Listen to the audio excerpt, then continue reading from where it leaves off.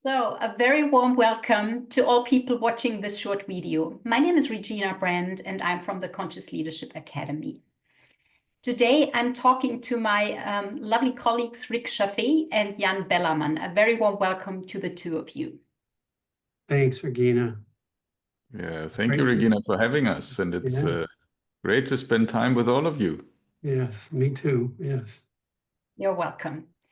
So, yeah, when we look at the world outside, it seems like daily life is getting more and more challenging. We have several armed conflicts like Ukraine, the Middle East, Africa, and we also have economic trade wars. We experience polarization inside our societies, and we also have aggression inside our families. It looks like conflict is currently humanity's best friend, and it seems like perfect timing that you are offering a journey called The Art of Transforming Conflict. You say you will explore together with your participants how to prevent conflict and how moments of conflict can also strengthen professional and private relationships. You also mentioned that this course is experimental rather than conceptual. And I would like to get a better idea of what you mean by experimental. So could you elaborate on that, Rick? Thank you. I love the line that you had with conflict is currently humanity's best friend. I think that's I'd sort of like that to be the flavor of this, that we're looking forward to the next conflict in order to handle it in a way that is more in line with the most important aspects, the most important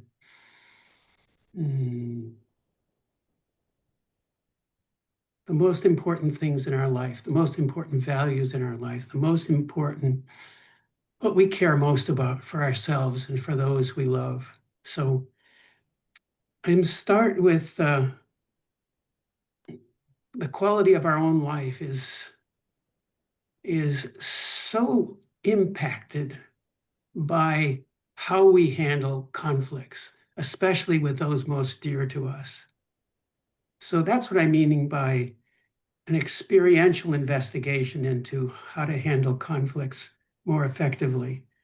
And so we start with, who is it in your life that has been the model for you, who has handled conflicts especially effectively? And then what is it about that person that made them so effective? And then ask ourselves, when we think about our own life, our own inner life, and about the people we love, what is it that we most want for ourselves and for them? Because that becomes the ground of our time together. We stay in touch with that, because anytime we have a conflict, we want the best in us, that which is most important in our life and what we want for ourselves and others, to be the source of our interaction with each other, especially in these sensitive times and times of conflict. So we focus on our own deepest desire as a foundation, and then we identify a specific conflict or a specific person that we want to be more effective. We want to, there's usually one particular person or one particular kind of conflict that we want most of all to change the current habit that we have in interacting with them. So that's what I mean by experiential learning. It starts with our own deepest desires, and it is focused on not concepts, but changing our own behavior in our everyday life, because conflicts are there. It's part of life. And when we can do what you were saying, Regina, when we can say that it's my best friend, when I can see conflict as a friend, and look forward to these conflicts that we are going to have that are just part of life, and have them deepen our relationships, because other people know that we're coming from this place of love, a place of intelligence, a place of wisdom. So that's what this course is about. It's about the best in us being revealed in these moments. Thank you. Makes it very clear for me what you mean by experimental. So my next question is, you also mentioned that listening is a fundamental to building trust and preventing conflict. And I would like to ask Jan if he could explain a little bit more what's meant by it. So Jan, over to you. Yeah, sure, Regina. So whenever deeper listening takes place, then automatically there's a shift in relationship, because there is a fundamental human hunger to be heard. Yeah, people want to be seen, people want to be heard. And when we try to listen, what happens for most people is that your thoughts comment on what you heard, you judge, or you try to find a solution. I know that very well as an engineer, you always try to find a solution. So, and during that time, you're not listening at all, because we are already preparing our answer for what we just heard. So by being fully present, then the listening creates an atmosphere for us to be heard. And we feel understood and we feel seen, and through that we connect with each other. So I believe listening is the number one leadership skill for success. Can you give an example of a conflict strengthening relationships? Maybe each of you gives an example, and I start with you, Jan. Yeah, a good example could be, let's say you have a team leader and you have a team member and they have a clash, let's say, over a structure or how much structure is needed in a project. And yeah, by sitting together and addressing this conflict, they discover their values, because one person maybe value autonomy and the other person values clarity. Yeah, so that clashes. And when they talk about each other, they design a workflow that can balance both. And the way it works is they have both a deeper understanding of each other's values. And through that, they find a creative win-win solution, and that's building mutual respect. I think that's a typical example. Mm-hmm. Thank you. Henrik, what Well, would two you things. use as an example? Yeah, two things came to me. First, when Jan talked about raised the issue of listening, it reminded me of a moment recently with my wife. We had some significant damage in our house, and you couldn't tell we had a leak from a window, and there was rot happening on the outside. And we couldn't quite tell the size of the problem, and it was going to be very expensive. And we were at our wits' end. And she was yelling at me because I was saying that this is an 8 by 10 thing, that we're going to have to remove this whole wall. And she said, no, it's about 4 by 6. And it was such a mundane little thing. And we got into this extraordinary, because neither of us was hearing each other. There was listening. I mean, we've had these experiences where like with a teenager or something like that, and once you've started down this path, it's not going to end well, because we've done it so often, that we all have these habits of dealing with conflict that we learned early on in life. And when we get triggered in this old habit, we know how it's going to end.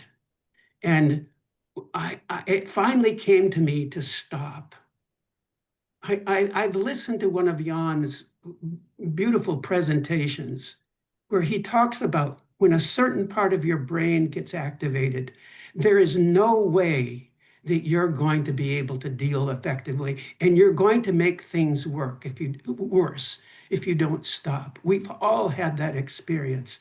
And I was able to stop and say to her, my emotions are not in the right place to continue this conversation. And I'm not stepping away from you. I'm not leaving you. I'm not walking away. I recognize that the love I have for you, the deep love I have for you, is not present in this moment. And I want us to come back together to talk about this when I'm in the proper place. The second thing that came to me, because listening again is at the very heart of this. And the second thing that came to me from as I was listening to Jan was 25 years ago, something happened to me that was life-changing, not only for me, but for my wife. It's when I discovered that my happiness and peace was not dependent on her, was not dependent on anyone, was not dependent on circumstances. And it freed her from the burden of having to make me happy. It freed her to be herself. It was the greatest gift I could ever give to her, to my children, and to the people around me. And it's hard to describe what happened in that 25 years ago that changed our relationship.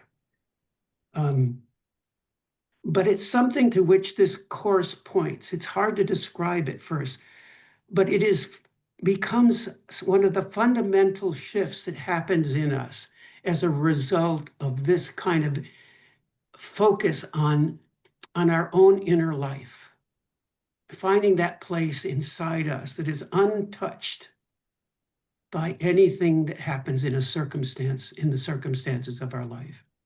So that's what makes me so excited about doing this course together with you, Jan. Yeah, sounds very exciting. Yeah, I would have a lot of thoughts to share, but I think I'm gonna continue with my next question.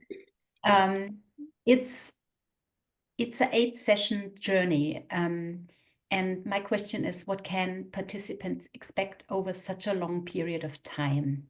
And why is it such a long period of time? Rick, over to you. Well, I think first and foremost, we're going to have fun together. We're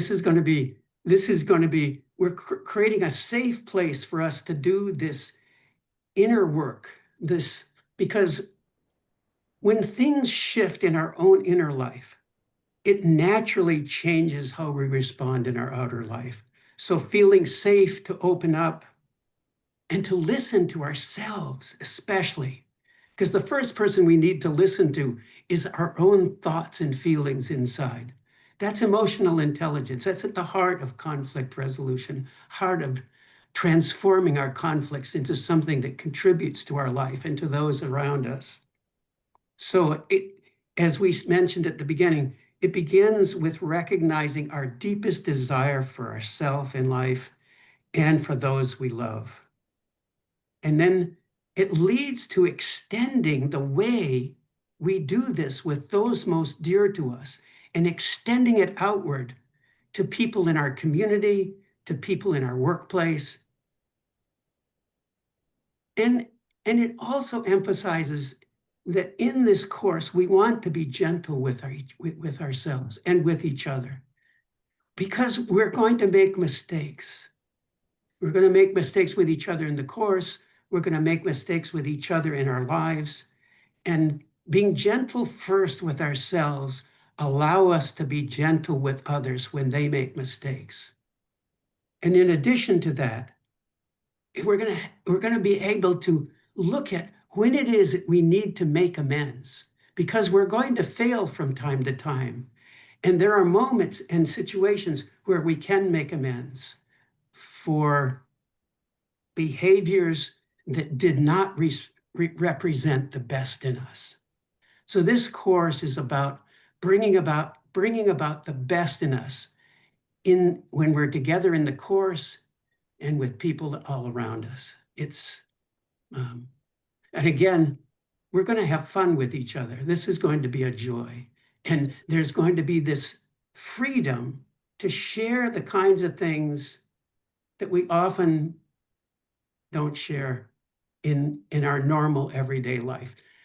I remember when my wife, she said, I always feel I can say anything to you and not be judged. What a gift that is to people in our lives. It's the greatest gift that we can give to people in our lives, the freedom to be themselves. Yeah, wonderful. And I also like the contradiction of, having fun with conflict. You started it. Watching our human side, that's Yeah. what it is. Yeah, so my next question is for Jan, and I would like to know, how might participants envision what happens in one of your sessions? What's happening, so that they get an idea. How is a session like? So Yeah, thank you. Yeah, beside having fun, we meet bi-weekly, because bi-weekly is a good rhythm. It's giving us enough time to get aware of what we talked in the last session before we meet again. And in these sessions, what we are doing is we are blending some neuroscience with timeless wisdom and our own experience. So we are sharing that between each other. And we very concretely work on one conflict they want to resolve, or they want to solve, however they would like to do that. So it's not that just theory, it's really experiential learning. We provide practices that can be helpful to solve these. The methods we will use is we have peer dialogues, we will share about our own experience, we will have a reflective inquiry, but we also have homework, so the people have to go and check in their real life and test it and practice how these hints and tips they got and the insights they had, how they integrate it into their daily life. And they are not alone to do that, because they will have a body to support them and keep them on track. And basically, as Rick already said, this is a safe space to experiment. It's really to create new habits to prevent and address conflict. Yeah, I think that's what the people can expect. I would be very curious to get to know how they resolve their conflicts, what came out of it afterwards. It's quite interesting to elaborate. Maybe we can do another video. Anyways, sure. Moving on to the next question. Who is this powerful journey designed for, Rick? Can you explain a little bit? Who would be the participant? Who what would first benefit came to me as you asked that question was people who are interested in the neuroscience behind this, because I remember in Jan's presentations, his understanding of neuroscience and how it impacts conflict it was fascinating listening to you. So it's people who are really interested in reaching their own full potential as a leader in their families, a leader in their communities, a leader in their workplace. Even when it's not maybe a formal leadership, but when you're able to be in a meeting and see what's needed in that moment and contribute in a way that has people listen to each other. So if you're wanting to be someone who sees what's needed in the moment, in the midst of conflicts in families and communities and in workplaces, and see how to contribute to make the quality of life and the effectiveness of our time together, that's one of the greatest gifts that you can give to one another and to the people around us. So those interested in, first, greater inner peace, and second, in deepening relationships, because conflict is really at the heart of the quality of our lives, the quality of our relationships, and living out our life in a way that contributes to all who are in our sphere of influence. So that's what this course is designed for. Yes, thank you so much. I'm very interested to enroll myself now. Because, yeah, as you said, conflict is a part of human life. And Yeah. the question is only how we deal with it, you know, it's how we use it as a path to growth and even to, you know, form better relationships and connections. It's about how we relate while we have a conflict, I suppose, as well. So very interesting. Thank you for letting me know and our viewers know what they can expect from this wonderful course. And to all our viewers, you will find the information how to register on the webpage, and all the information is available. And we are very much looking forward to seeing you there. Thank you. Thank you. And having fun with you. Yes, absolutely. Sure. Thank you for having us, Regina. Yes. Welcome, welcome.